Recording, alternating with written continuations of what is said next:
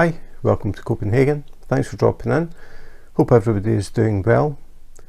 Today is a video that I never ever thought I would do, and it is how to diamond paint using tweezers with square and round drills. So now to explain how I managed to go from using a diamond painting pen to diamond painting tweezers. If you buy a diamond painting kit and it has square drills, normally you will get a set of tweezers. Now, the first time that I tried to use tweezers and tried to pick up a drill, I managed to pick one up, but it just pinged off and I don't think I ever saw that drill again. And that put me off it, so I just used the pen with the pink wax, which I think most people do. What eventually happened was I had a diamond painting that had AB drills. Now these are ABs, which the AB is short for Aurora Borealis, and it's drills that have a special coating on them that gives them a different effect, and these happen to be red ones, but you can see when the light hits them, they aren't just red, they have a coating on them. These ones, it gives a sort of gold effect. Sometimes it can make them look purple or yellow or blue in the same drill, especially white ones. So what happened was I bought a diamond painting that had some AB drills, and I had already read that this coating on the drills, sometimes if you're using a pen and pink wax, it can actually draw the wax out of the pen. And I'd seen people commenting saying, I'm trying to do a diamond painting and the wax keeps coming out of the tip of the pen. And it's because of the coating. The wax sticks too well to that and actually can pull the wax out of the pen. So people were saying use tweezers for the ABs, and that way you won't have that problem. So that's what I did. I was doing one, I had a few, and I used tweezers very slowly. But I did one recently called Wonderland from Diamond Dots that had quite a lot of ABs, and I started using tweezers, and after a bit of time I realised that I'd actually done quite a few and I wasn't really having any problems. The other thing is that the drills are round, they aren't square, so you don't have the flat edges, which would make it a bit easier.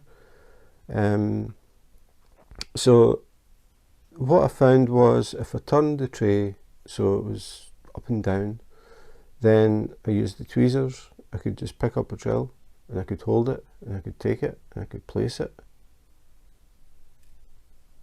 and then I'd pick up another drill and I'd hold it and I'd place it, I'd pick up another drill, and I found that I hardly ever dropped them. I mean, sometimes I do, but there's things that I found out about the technique.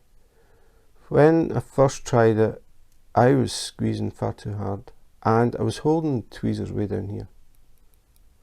I've found that if I hold the tweezers further back, about midway, I have my thumb on one side, and really it's that finger just rests. It's really just these two. So all I do is put the tweezers down and press them together.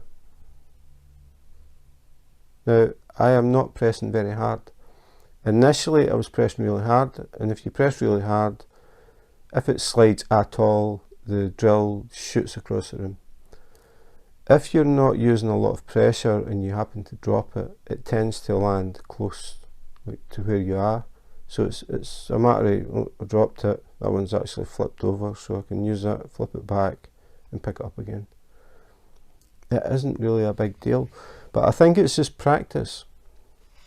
So I would say, I mean, I know a lot of people don't use tweezers, But you could just practice without doing a diamond painting. Just put some drills in a tray and try just gently picking up and putting down, picking up, putting down, picking up, putting down, picking up, putting down, pick it up. Oh, dropped that one. But you can see it never shot across the room. Pick that up.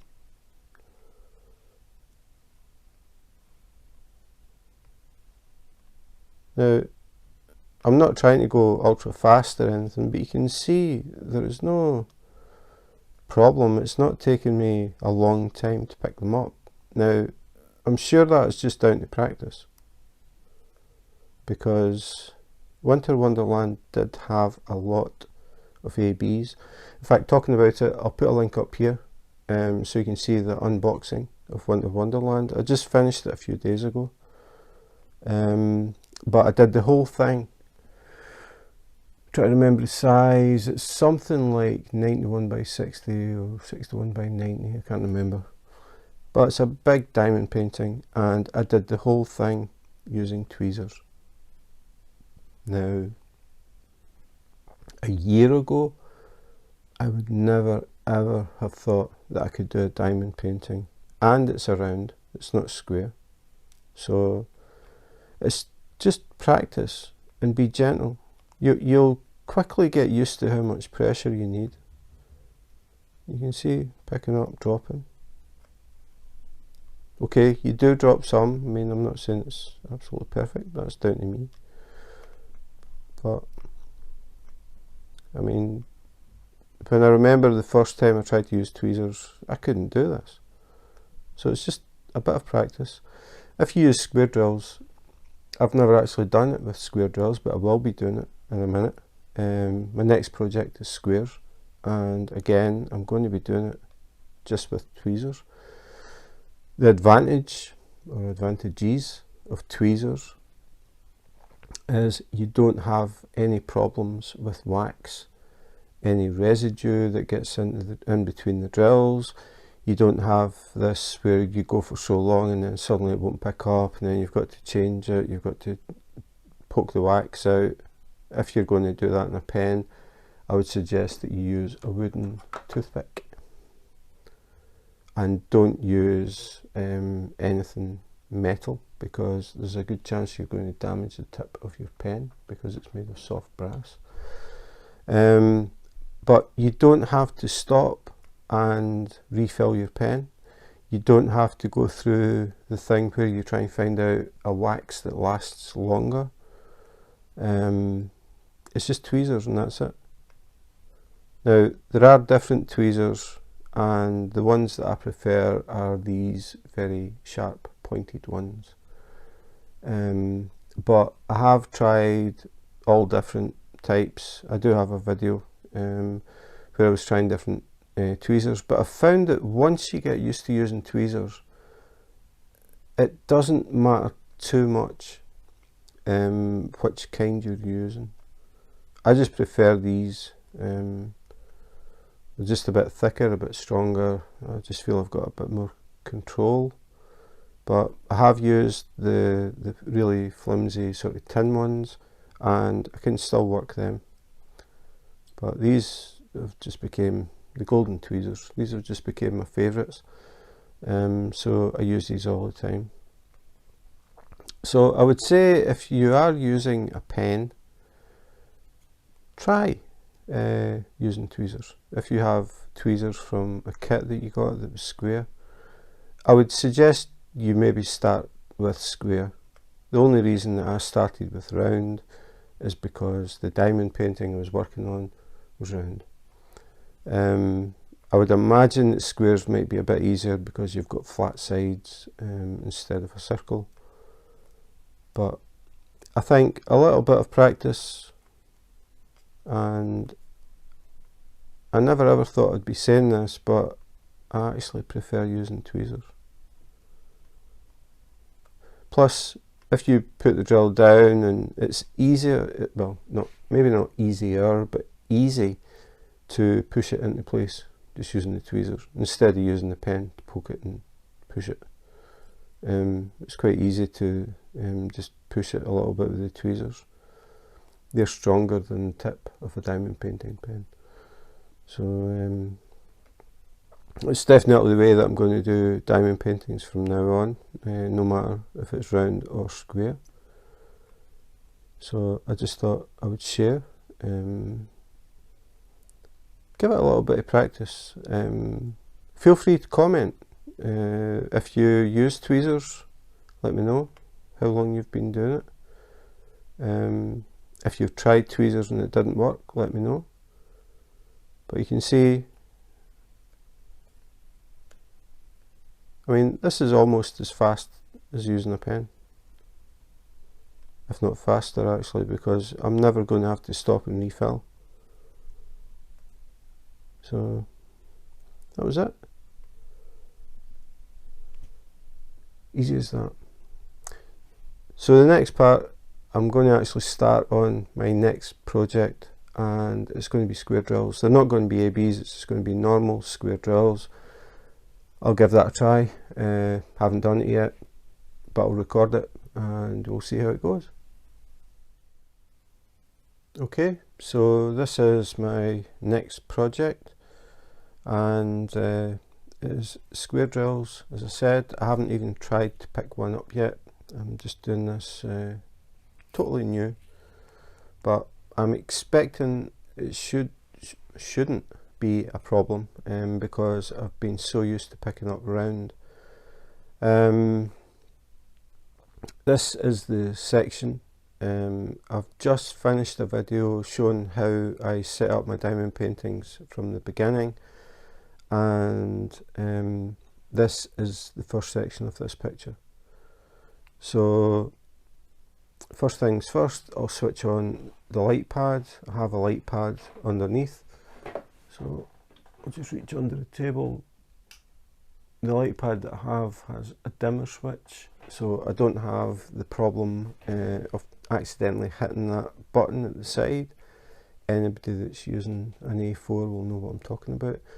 This is an A2, which is a pretty big light pad, but it has an external switch, so I have a little dial that I just turn, and I can set the brightness to whatever I want, and I have no accidentally hitting the button. So the way that I normally work sections is I start in the bottom right hand corner.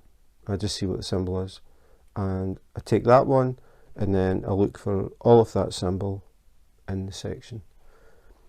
It's really up to you how you work it. The main thing is that you fill in all of the squares. Some people might look and think, okay, I've got a lot of ones there, I'll do them first. I don't do it that way. I just start, look at the bottom right hand corner and take it from there. I don't try and do all the edges to keep it straight or anything like that. I've heard people saying do like 3 rows and 3 rows and it keeps everything in. I don't do that either. I just do a square at a time. So the bottom corner is B, and B is number 12. So I've already got tic tac box number 12, and these are the drills. So again, all I do is pour the drills in, give it a bit of shake, which I've already done, and I turn the tray so the lines are going up and down, so that when I'm using the tweezers it's easy to grab the sides. So all I do is B, and I put the drill in B. So you put the square in the square, that's it, simple as that. And then the next one, it's really up to you how you do it, but I'm just working my way along here. So you can see it's B's, there's a B, oops. And this is what I mean with tweezers, you can easily manipulate it and poke it around until you get it exactly where you want it to be. I think it's easier to see what you're doing with tweezers than it is with a pen, because when you've got the pen, your pen is directly on top. So tweezers are sort of at the sides. I think you get a better view of what's going on. So just doing all the B's.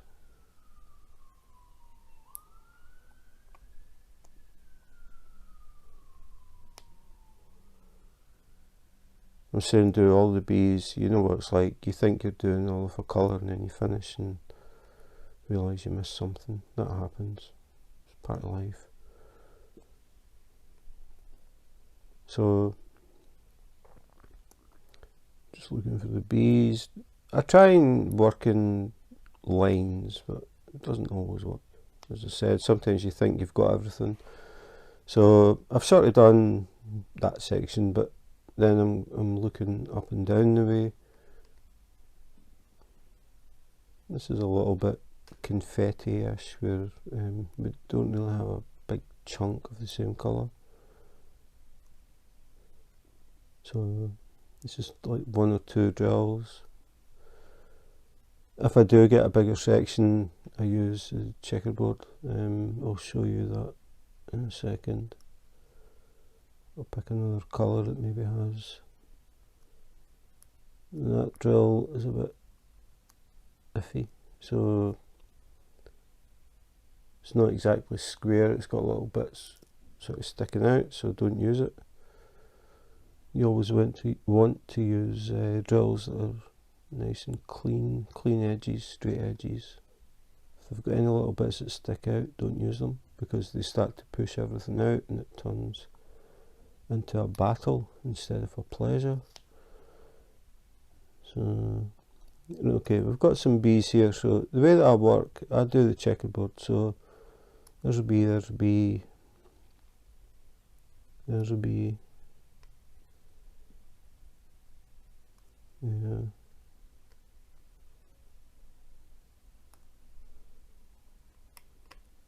So what I'm doing is I'm skipping. There's a gap.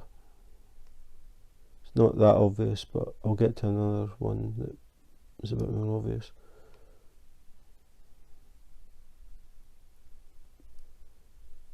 So then I'll go back and fill in the ones that I've missed.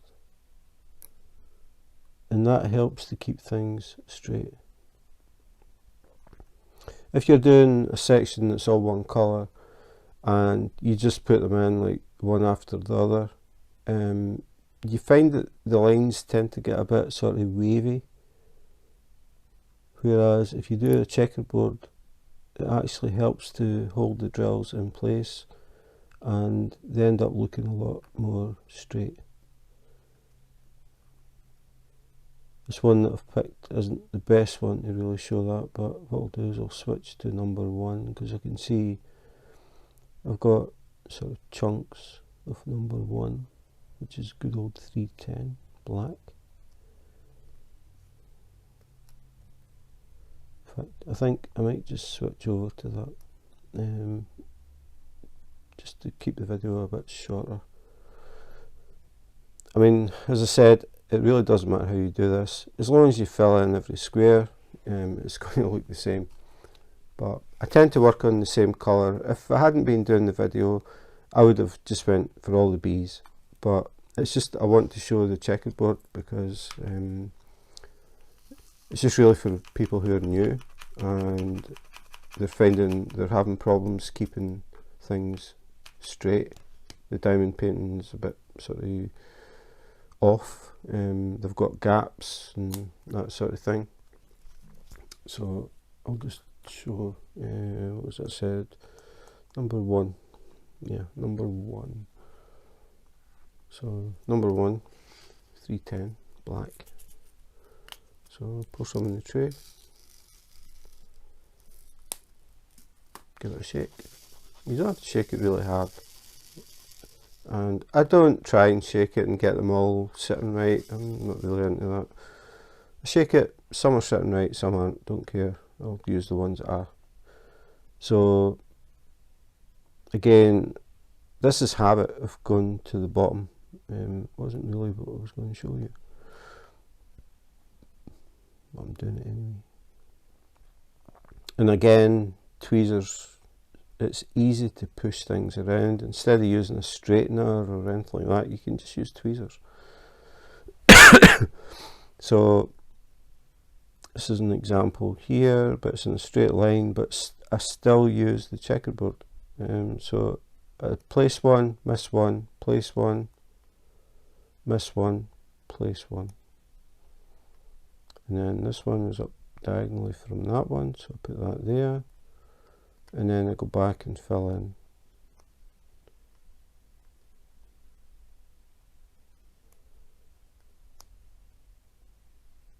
But there's another section there that's maybe a bit better for showing checkerboard. Again, I have a video about checkerboard technique. It definitely helps to get things straight. And it means you only concentrate on half of it. So, right, okay, I'll just go to this one, which is mainly checkerboard. So, started at the bottom, and then I go diagonal, and diagonal. You can see it's building up, and then especially when I get to this section, you'll sort of get why it's called checkerboard. So it's every second drill, and they're not exactly square, it doesn't matter, because they will straighten themselves. Now that one has a little bit of a curve going in, so I wouldn't use that. When you get diamond painting kits, they always give extra, so don't feel that you've got to use every drill. There's a good example of a bad one. Don't know if you're going to see it though. There's a little burr sticking out, a little bit just sticks out. If I used that, it would push the drill next to it away, so I definitely wouldn't use that. So I'm looking for drills that are pretty square around the edges, they don't have bits sticking out. So you can see now the checkerboard sort of makes sense why they call it checkerboard, because that's exactly what it looks like. So you can see there's all these gaps. Now what I was saying about the concentration thing is, okay, you concentrate putting these in, getting them straight or as straight as you can, and then all you do is go back and fill the gaps. Now even if those drills are a little bit off, when you push these in, it straightens things up.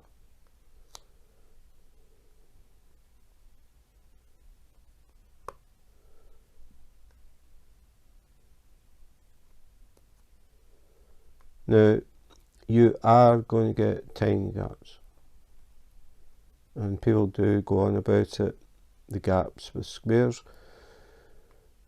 If you look at the gaps with rounds, you'll realise the gaps in squares are absolutely tiny, and they really don't matter,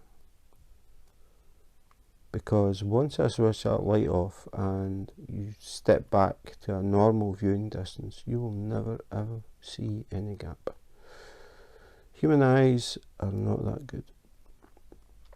If you were a bird of prey, you would see it, but we can't. So another one, that's that section done using the checkerboard technique. Now you can see gaps there, these little gaps. If I switch the light off,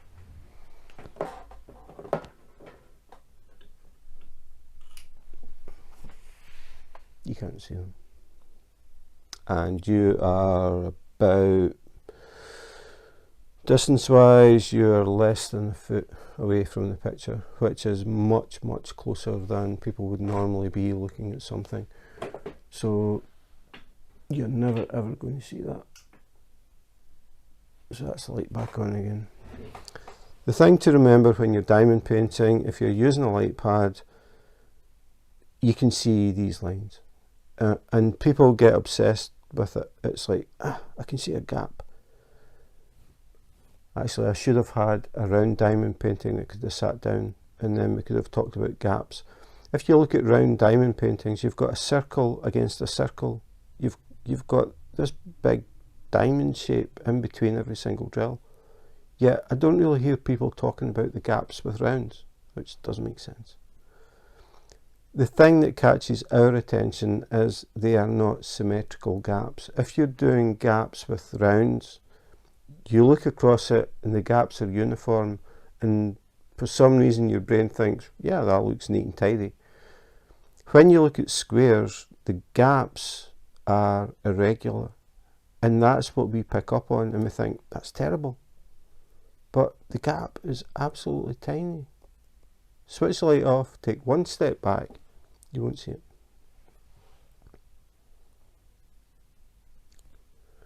So that's it. The video that I thought I would never do,